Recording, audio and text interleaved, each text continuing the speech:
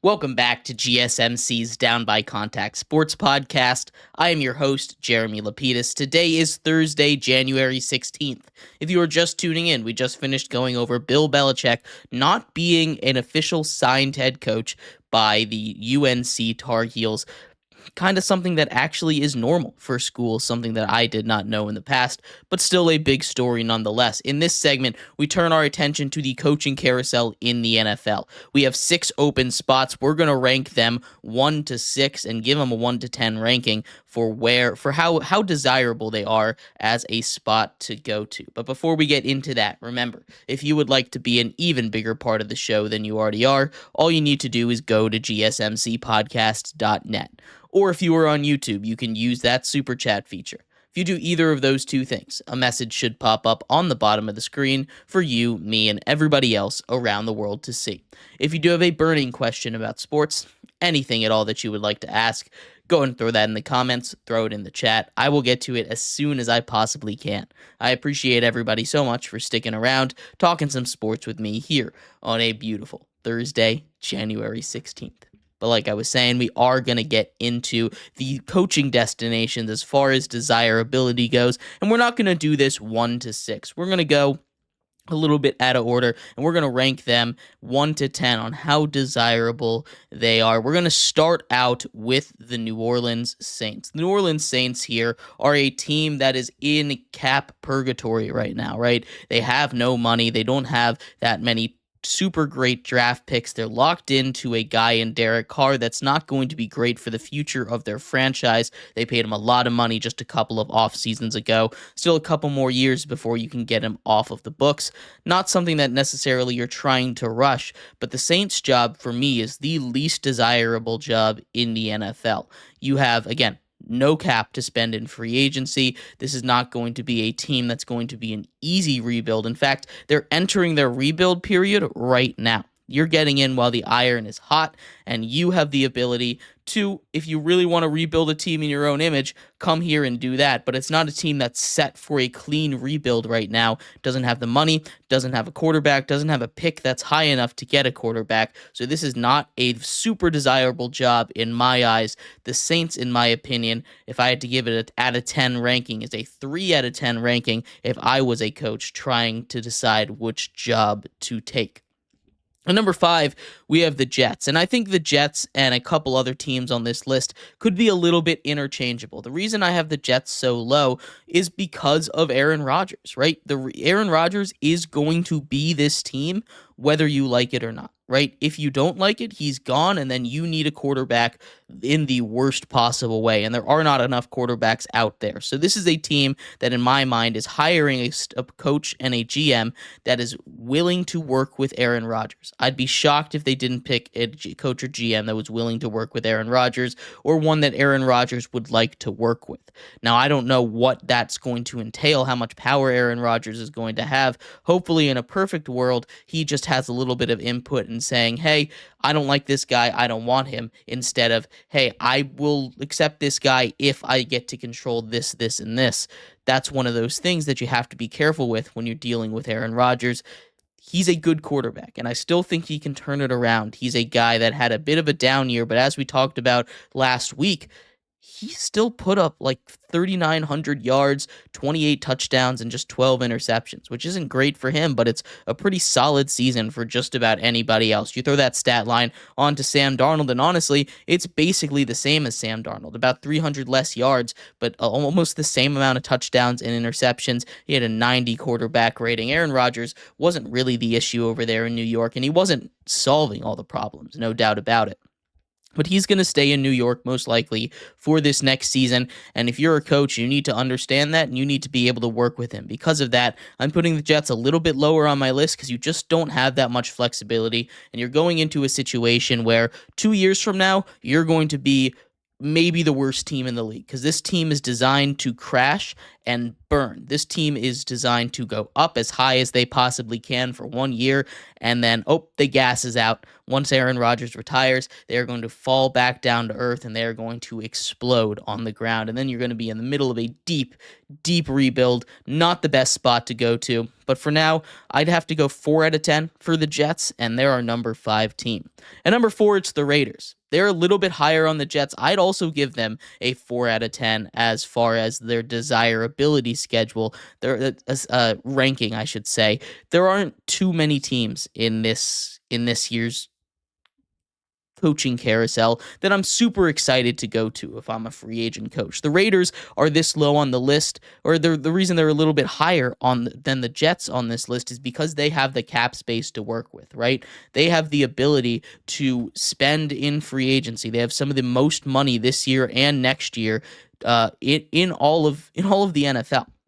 That's a really good spot to be in when you're a rebuilding team. The reason they're this low is because they just don't have a quarterback. And that's going to be the thing for a lot of these teams, especially in the bottom half of this list. They just don't have a quarterback, or they don't have a quarterback that a lot of people would be happy to work with, right?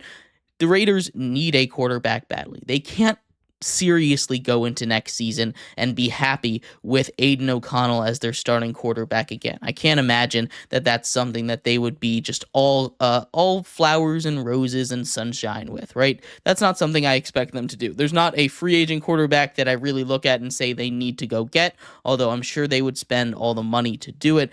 And unless they make a big move in this draft, they're not in range to go get one of those quarterbacks that's really worth drafting in the first round. Now, could I see the Raiders making a move in the first round? I could. They're one of those teams that I feel like could be aggressive. They kind of stood pat at their spot last year and let everybody else take a quarterback. Obviously, we saw how that worked out. I would have done the same thing in their shoes, honestly. But now they're kind of running out of time. They need to go get a quarterback, and they don't want to have a repeat of what happened this year where everybody else worked out and they just did not get their guy. If they can get a quarterback, if you can find a quarterback that you really like in free agency, this is a really good spot to land in. But because they don't have a quarterback and it's not looking like they're going to be able to get one in the draft, the Raiders are here with a 4 out of 10 at number 4. At number 3 on my list, it's the Dallas Cowboys. And this is where we start to get a little positive. This is a Dallas Cowboys team that is set for the future, right? They have their franchise quarterback. They have their franchise wide receiver. They need to sign Micah Parsons. They don't have any cap space. They've got $4 million of cap left. They have the team with the least amount of cap space available that is still in the positives at like 27th in the league right now.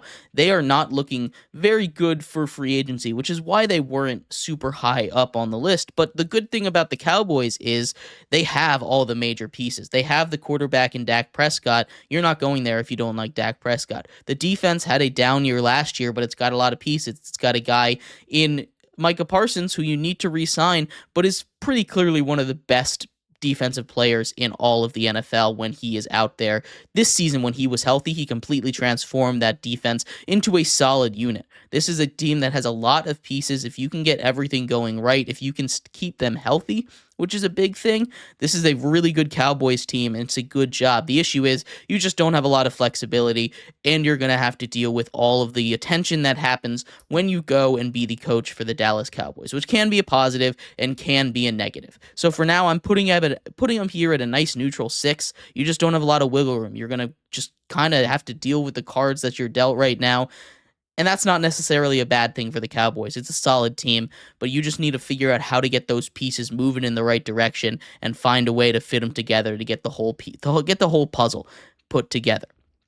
At number 2, I'm actually putting the Jaguars ahead of the Cowboys on this list. And I'm giving them both 6 out of 10 for desirability score, right? Where I'd like to go. The reason I'm putting the Jaguars ahead of the Cowboys is because they have that extra flexibility. The Cowboys are kind of, like I said, stuck in the mud with what they have. You see the roster now. largely it's going to be the same next season unless they do some crazy overhaul in the draft, unless they trade some massive piece and go get a couple other guys. This is basically the same team that they're going to be running back. The Jaguars, on the other hand, if you really like Trevor Lawrence, this is a team that you want to go to. Obviously, they're locked in with Trevor Lawrence, which to me isn't necessarily a bad thing. I like Trevor Lawrence. I think if he gets the right coach in there to develop him, a nice offensive guy that can put him in successful situations to win, he could be a very good quarterback in the NFL. You have a couple pieces that I like. The running back tandem of Travis Etienne and Tank Bigsby is something that I really do enjoy, and I think that's something you can build off of. You have Brian Thomas Jr., who just was a top 5 receiver in all of the NFL. The offense is you got stuff to build around. You've got a nice pass rushing duo on the defensive line with Josh Hines Allen and Trayvon Walker, who have developed nicely. This is a team with a lot of pieces. You just need to get the right staff in there, and you have a lot of money in free agency to go out and get a couple guys, especially on the defensive end, that could potentially make this team better, shore up the offensive line. This is a team that has its foundation set, and it's a team that has money for you to build and bring your guys in a little bit. That's a spot that I'd like to go to. It is Jacksonville, so it's not super high on everybody's list, but for me, it's number 2, the second most desirable spot. It is just a 6 out of 10, though. But at number 1, it's the Bears. The Chicago Bears are the best landing spot this year, and I don't think it's particularly close. You have the number 1 overall pick in Caleb Williams, a guy that I really do still believe in. You need to shore up that offensive line, no doubt about it, but the Bears have enough money to go and spend in free agency. They've got a top 10 draft pick this year to build around and get an offensive lineman. They can go out, and that defense is really good right now, right? You have the weapons offensively. The only thing you need is to fix that offensive line and to develop Caleb just a little bit more. Teach him that he needs to get the ball out quickly. He needs to trust his weapons, trust his coach, and you get the right offensive mind in there, that Bears team is going to skyrocket. Now, that is a lot of ifs, but I think when you look at it on paper, the Bears are the best team to go to as a free agent head coach, and if I had my pick, if all 6 teams said, Jeremy, I want you to be the head coach for my football team, the Bears are the one that I am signing with right now and for the future. I give them an 8 out of 10. But let me know what you think. I'd love to hear your thoughts on this. What's your ranking for desirability score for all 6 of these teams? Once again, Saints 6, Jets 5, Raiders 4, Cowboys 3, Jags 2, and the Bears number 1. Love to hear your thoughts on that. We're going to take a quick break. When we come back, we turn our attention to the NBA. A battle of the best right now is taking place between the top teams in the Eastern and the Western Conference. We're going to talk about how that game is going and why I think it's going the way it is. We're going to talk about what needs to happen for each team to win and much more. Coming up next here on GSMC's Down by Contact Sports Podcast.